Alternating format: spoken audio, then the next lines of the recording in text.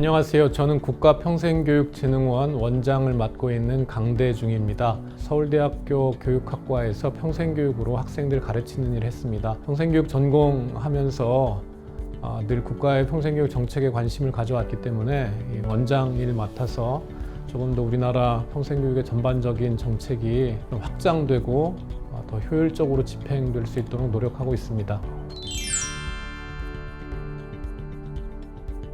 평생교육 개념은 국제적으로는 1970년대에 본격적으로 제기가 됐습니다. 유네스코에서 1972년도에 세계 성인교육회의를 일본 도쿄에서 개최했는데요. 각 나라의 교육개혁의 권고사항으로 이렇게 채택이 됐었고요. 그거보다는 더 크게 유네스코 자체적으로 1960년대 후반부터 교육의 어떤 근본적인 변화와 혁신이 필요하다 라는 공감대가 형성되고 여러 가지 정책 문서들이 발표가 됩니다. 영어 제목으로는 Learning to Be입니다. 우리말로는 되게 이제 존재를 위한 학습이다 이렇게 번역한 보고서가 있는데, 보고서에서 우리가 요새는 아주 익숙하게 쓰는 학습사회 혹은 평생학습 또 평생교육 이런 개념들이 교육의 미래에 있어서 매우 중요하다라는 것이 제기가 됐고, 유네스코의 이런 움직임들을 우리나라도 당시 유네스코 한국위원회에서 받아들입니다. 그래서 교육이 학교 단계에서 만으로는 충분하지 않다는 인식은 70년대 서구의 영향을 받아서 우리도 알게 됐지만, 그런 가운데 이제 사회가 변화하면서 특히 이제 가장 큰 변화가 정보화인데요. 이 정보화에 따라 가지고 지식이나 정보가 폭증하기 시작하고, 이것을 제때제때 학습하지 않으면 경제생활이나 사회생활 하는 게 거의 불가능해졌습니다. 그런 자각이 본격적으로 된 게 우리는 90년대 중후반 이후부터였고, 그래서 2000년대 들어서 국가정책으로 평생교육이 더 활발하게 추진되기 시작했다고 볼 수 있습니다. 2000년부터 국가적으로 이제 평생교육 정책 추진하면서 가장 가시적인 것은 학점은행제입니다. 학점은행제는 지역에 있는 대부분의 민간기관에서 학습자가 원하는 때에 대학보다는 훨씬 더 싼 가격에, 그러니까 고등교육 수준의 강의를 들으면 그 강의를 누적해서 거기 도달하게 되면 교육부 장관 명의 학위를 주는 제도로 출발했습니다. 특별히 이 제도를 이용하는 사람들 다수가 성인 학습자들이고 학교에 정규 학교에 이렇게 편안하게 다닐 수 없는 분들이 많이 있습니다. 그래서 이제 평생교육과 관련된 새로운 제도가 생겨난 거고요. 정책적인 면에서 상당히 다양한 것들이 생겨나기 시작했습니다. 대표적인 게 이제 문해교육인데요. 국가에서 평생학습 도시 지정하는 정책 사업을 2000년부터 펼쳤고, 지금 약 180여 개 도시가 평생학습 도시로 지정되어 있습니다. 평생학습 도시들이 그 지역 내에 있는 다양한 주민들을 위해서 여러 가지 교육 프로그램들을 운영하고 있고요. 이 분위기가 사회적으로 확장되면서 사회에 있는 기본적인 서비스 기관들이 여기서도 평생교육 프로그램을 엄청나게 많이 운영하기 시작했습니다. 주민자치센터에서 하는 주된 일들도 주민을 위한 교육 프로그램, 그러니까 평생교육 프로그램 운영하는 것으로 평생교육이 우리 사회에서 지난 20년 동안 상당히 많이 확장되어 왔습니다. 가장 큰 문제점은 예산이 부족합니다.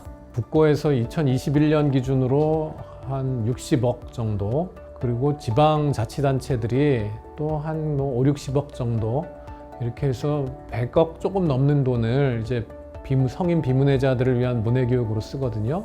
근데 이게 200만 읽고 쓰지 못하는 분들, 또 그거보다 조금 더 폭을 넓혀가지고 컴퓨터 같은 디지털 기기 같은 것들을 활용하는 게 불편한 분들, 이런 분들까지 좀 그러니까 교육의 기회를 확장하려면 상당한 예산이 소요가 되는데 여전히 예산이 많이 부족하고요. 한편에서는 이렇게 평생교육에 참여하는 분들이 이런 여러 기회들을 통해서 늘어났지만 여전히 소득이나 혹은 학력이나 이런 게 낮은 분들이 참여하는 기회들이 많지 않습니다. 가구당 500만 원 이상 소득인 분들하고 가구당 소득이 150만 원 이하인 분들하고 참여율 격차가 한 10%, 15% 정도 납니다. 이런 어떤 평생교육 참여에 있어서의 소득 간, 학력 간 이런 여러 가지 면에서 이제 참여율 격차가 우리 사회에 있는 거가 아주 큰 문제 중에 하나입니다. 수준을 논하기는 되게 어려운 것 같아요. 참여율만 생각하면 매년 이제 한국교육개발원에서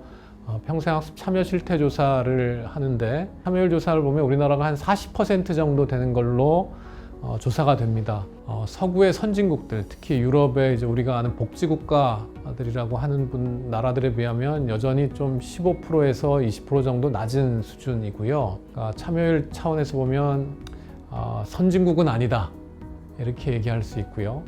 그렇지만 지난 한 20년 동안 우리가 새로운 제도를 도입하고 급속하게 이렇게 확장해온 것, 그것은 세계적으로도 상당히 주목받고 있고, 다른 많은 나라들이 우리나라에서 해온 것들을 좀 이렇게 따라하려고 애를 쓰는 거는 있습니다. 이렇게 국가 수준에서 교육부 소속으로 평생교육을 전담하는, 평생교육 정책을 추진할 수 있는 이런 공공기관을 가지고 있고요. 근데 이런 공공기관이 있는 나라들이 그렇게 많지 않습니다. 시도 수준에서도 이런 추진 체제를 갖춘 나라들이 별로 찾기 힘듭니다. 그런 면에서 우리나라의 수준, 정책의 어떤 법제 수준, 이런 건 상당한 수준에 올라 있는데, 어떤 성과, 그리고 그거에 걸맞는 예산의 투자, 이런 면에서 보면 아직까지 가야 할 길이 아주 멀다고 볼 수 있습니다.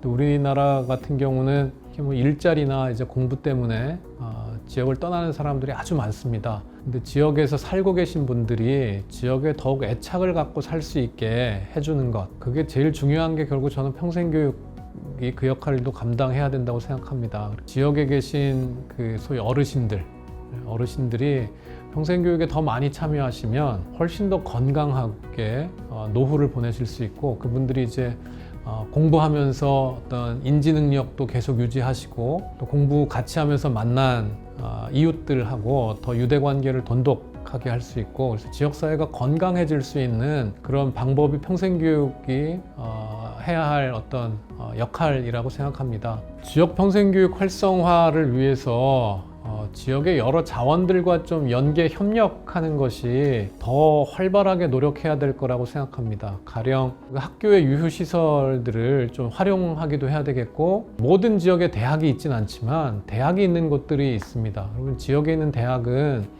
사실은 지역대학의 정체성이 있는데, 이 평생교육을 지역대학과 연계해가지고 조금 더 적극적으로 할 필요가 있습니다. 우리나라에도 몇몇 지역은 아주 모범적으로 하는 곳들이 있는데, 대학이 평생교육 기관으로 지역에서 기능해야 된다라는 어떤 대학 내부의 목소리도 커지고 있거든요. 지역의 평생교육을 좀 활성화하는 것을 대학과 연계했으면 좋겠습니다. 시민자치조직들하고도 지역의 평생교육이 조금 더 적극적으로 결합해서 지역사회를 새롭게 하는데 평생교육의 어떤 근본적인 역할들을 더 많이 확장하기를 기대합니다. 남원이 상당한 역사 문화를 가지고 있는 것으로 압니다. 또 이런 걸로 이제 국가적으로도 일종의 브랜드 도시이기도 한데, 이 남원이 가지고 있는 지역의 문화, 역사, 또 지리, 이런 것들을 조금 더 적극적으로 활용해서 지역 주민들이 지역사회를 더 애착을 가질 수 있도록, 또 지역에 있는 청소년들하고도 이런 프로그램들을 좀 평생교육 차원에서 적극적으로 했으면 좋겠습니다. 그래서 그 지역에 있는 여러 역사 문화나 이런 것들 주민들이 더 많이 공부하고, 지역의 주민들이 우리가 사는 지역 고장과 관련된 여러 문화적인 것, 지리적인 것, 또 거기 살았던 옛날 분들, 이런 것들을 같이 공부하고 그걸 보존하고 좀 널리 알리고, 다른 어느 지역에서 할 수 없는 남원만의 어떤 고유한 프로그램들이 생기지 않을까 싶습니다.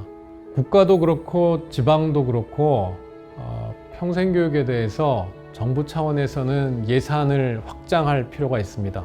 또 우리가 100세 사회라고 하는데 20, 30년 학교 다니고 이제 7, 80년은 살면서 계속 공부해야 되는 거거든요. 그리고 7, 80년 살면서 공부하는 것을 국가가 국가의 책무, 국가의 역할을 좀 해야 됩니다.